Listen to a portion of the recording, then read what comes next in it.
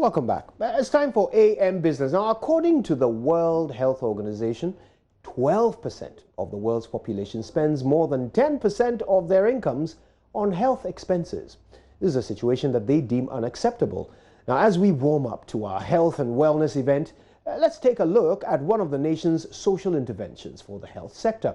Of course, I'm talking about the National Health Insurance Scheme and its effectiveness in attaining health care for low-income earners. Joy Business's Karen Dodu visited Old Fadama. It's a slum here in Accra, and she went there to assess the effectiveness of the National Health Insurance. A 24-year-old porter and mother of one, Hamzi Abubakar has been living in Accra at Old Fadama for about 6 months now. From Savalugu in the northern region, Hamzi came with her 1-year-old baby to earn a living. Her main aim is to gather money to continue her senior high school education after she dropped out when her mother died. Because the money is to pay my school fees. So if you get the money, you pay my school fees. If you get the money, you don't pay school. If you go in the car, you the charge. It's no problem to go to school. So if you go to school, you also take a charge to school? Because it's not talking. If you go in the same if you get that, you talk English, it's no problem. So unfortunately, she's been unsuccessful in saving some money to fulfill her dream of becoming a lawyer someday. She now spends all her income on accommodation, food and healthcare. If you come, there are times, too much. The legs, the ankles, the body is not good. If you're going to sleep, they are going to sleep small. You can get up here. The baby is not sleep full, so it's not good. Maybe you come to market, you're going to the small. The money is not good because if you eat the market, you go, you notice. So you take yesterday you make money, you take it to eat. So it's not free, it's not good because my life is changing. Because if you come to the work, the environment, it's not good. Because if they are going to school, primary, JSS, they're going to SS, you have stop. Why? So it's not good. On a good day, she earns as much as 20 cedis and nothing at all when business is slow. Unfortunately, similar young women like Hamzi are in the head porting business, all struggling to make a headway. I wondered why she does not depend on a national health insurance card in her precarious situation. For her, drugs over the counter are cheaper and she prefers to obtain them herself. When they give if the body is good, you give me paracetamol shot and the Tida. If you bring the Tida, so you didn't bring it the paracetamol shot. How much did you spend? How much did you use to buy the medicine? The paracetamol shot and the Tida is the 7 CD. The thing, the buy the is the 30 CD. The 37 CD. No, my help sorry. So you expire. So you leave it. My sister, you change it. You bring it to me. But you can change it in Accra. Don't you want to change it in Accra? I don't know you change it. I don't know how to change it. They are sending to the hospital to change it. Before me, you come. If you change it, you bring it to me.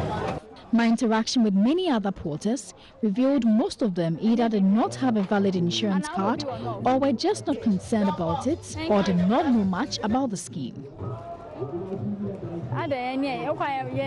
Like Hamzi, they mostly depend on pharmacies and unlicensed drug vendors who they term market doctors.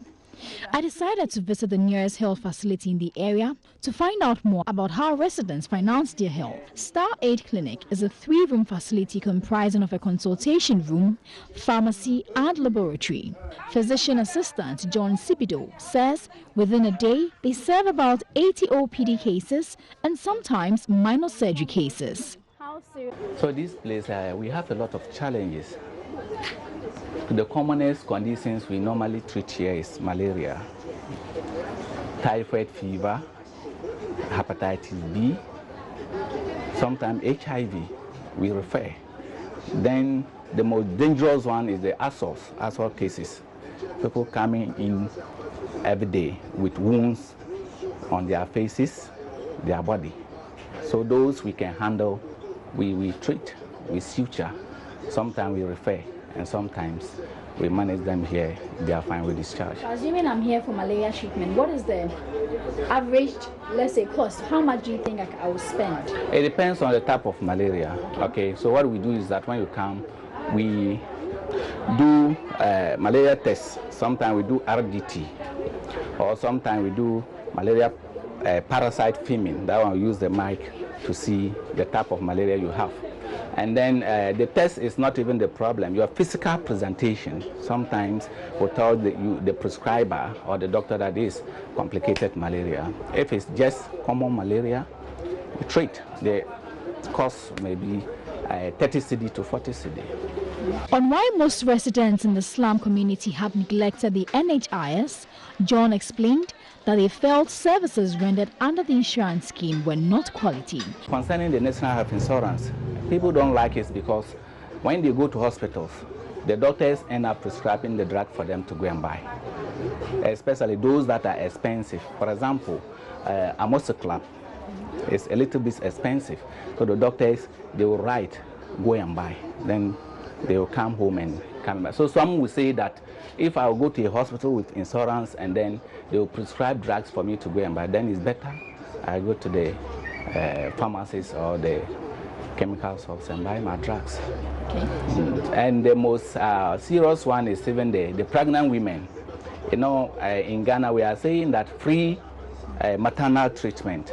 If they go to hospital, almost all the antenatal drugs are being prescribed for them to go and buy. Wow.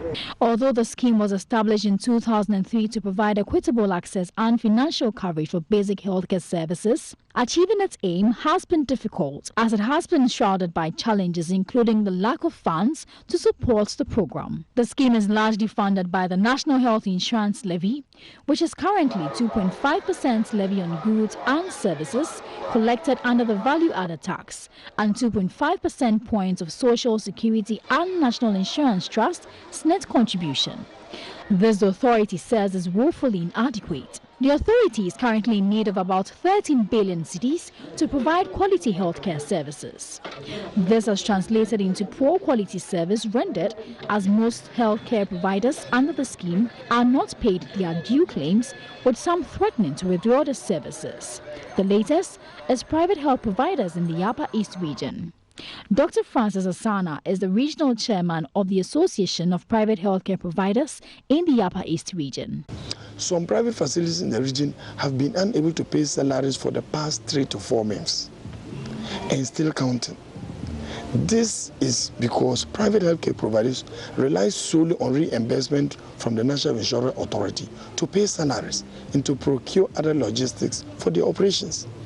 The situation we expect should inform the authority and government to consider making regular monthly payments to facilities.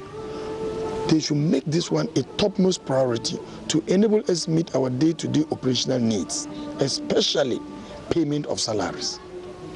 This will go a long way to ensure a smooth and constant provision of uncompromised quality healthcare services and prevent the frequent labor agitation and strike threats that are faced by managers of these private healthcare providers.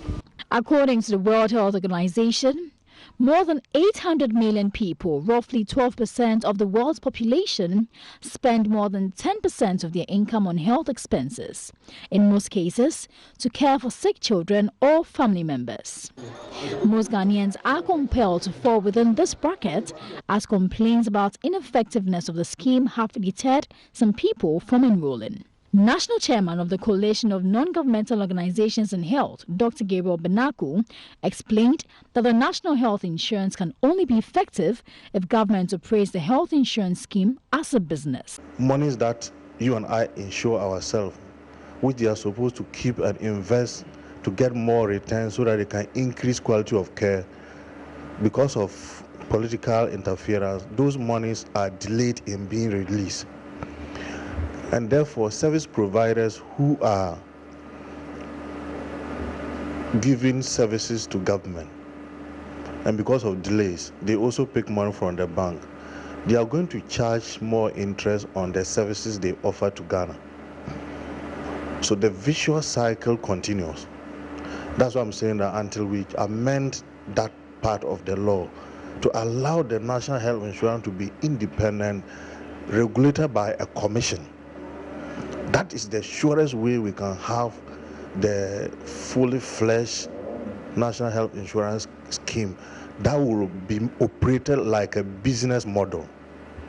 Until we have that attitude of operating the National Health Insurance like a business model, we are going to have this crisis every 4 years or every 8 years. He added that once the authority is able to make returns, much more investments will be made into the types of drugs under the scheme. Deliberately, we have compromised quality. The person is insured, he is sick, he needs that type. It is not at the facility. Somebody must move to the regional capital to be able to create an opportunity to get the drug for the person to be treated. That's a typical example. Another, the same facility within the region, a child was having an anemic condition. And I had the offer because we have volunteers within the district. So we visited, we tried to, a mystery survey, we tried to find out as if we are part of the family. We tried to find out. At the time they finished the test, the medical assistant, there was no doctor there, even though it's a district hospital. It was supposed to be a doctor, no doctor. The MA supported the process and recommended that we buy such drugs. We went to the district pharmacy, no drug. But when we move less than 5 minutes, closer by to the facility is a pharmacy shop, and we got the drug there. So the person is insured, but he cannot get those drugs there. We have to get it outside. So people claim that the National Health Insurance is working. Practically, it's not working. Joseph Sibido of Star Aid Clinic shares the same opinion. They are doing much, but the problem is the type of drugs that are covered by insurance. Okay, the insurance drugs, sometimes I can say that they are less potent drugs. They are potent, but the most expensive one is not covered by insurance. Or they go to the hospital, you see the insurance drugs list. The drugs are there. Some people are aware, or some can read very well. They even have the list. They go to the hospital, then prescribe, go and buy. The hospital pharmacy will tell you they don't have, go and buy. Although it is a known fact that to make healthcare truly universal, it requires a shift from designing health systems around diseases and institutions towards health services designed around and for people. The country still seems to be facing challenges with the NHIS as an intervention. So although government is doing much to improve local drug production, like even wanting to create a farmer park for local drug producers, looks like these efforts in the pharmaceutical industry are not having the trickling down effect for the main beneficiaries. And who are these? The low-income earners like these. Well, although the World Health Organization has a plan of achieving worldwide health coverage by 2030, Ghana, as a part of the World Health Organization, might not be able to make this possible. Reporting for Joy Business from here in Accra at the Kokomba Market, Karen Dodu.